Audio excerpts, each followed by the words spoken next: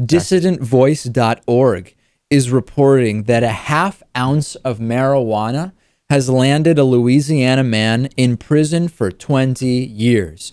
He was sentenced in the New Orleans criminal court for possessing 15 grams, or just over half an ounce of marijuana. We're talking about 27-year-old Corey Ladd, who does have prior drug convictions. He was sentenced a few days ago as a multiple offender to 20 years hard labor at the Department of Corrections.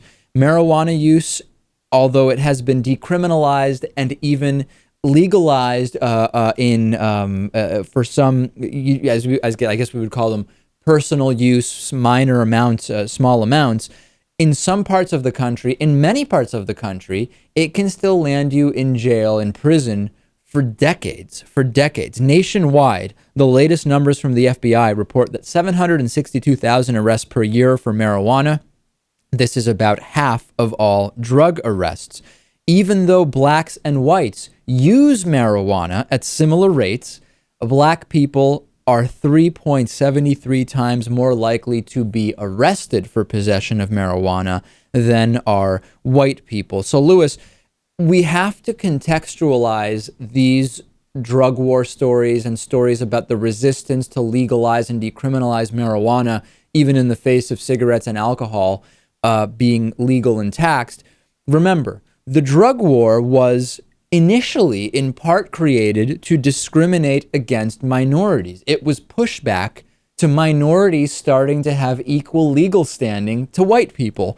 And it has had what has turned out to be kind of like a pleasant side effect for many, which is it funds private prisons and the corporations that own them. It funds the DEA. It allows further distraction from the broader income inequality that exists in this country, right? The drug war serves a lot of purposes, but it is disproportionately used along racial lines to put minorities in prison at far greater rates, assuming the same level of drug usage or possession as white people. And we're seeing it in black and white happening in Louisiana.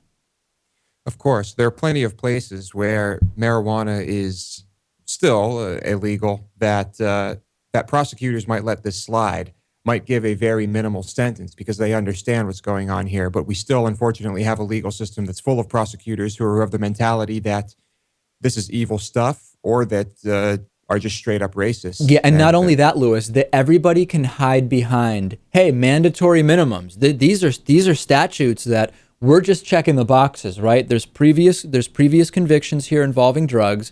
It has nothing to do, I'm just the cog in the wheel. I don't need to worry about the fact that the origins of much of this drug war are racist and xenophobic at their base.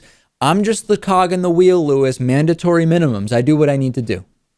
Yeah, of course. You're right. Very easy to hide behind that. All right, let's take a break. I want to break early because I have so much, Lewis, to talk about regarding Obamacare. There's been a blow up over the last 3 days regarding many aspects of Obamacare. There's new ads. There's Jesus. There's Sarah Palin. There's so much stuff. So we'll take a break. Of course, you should be signing up for David Pakman Show membership so that you get the bonus show. davidpakman.com/membership. Let's take a break. Obamacare explosion implosion is coming up next.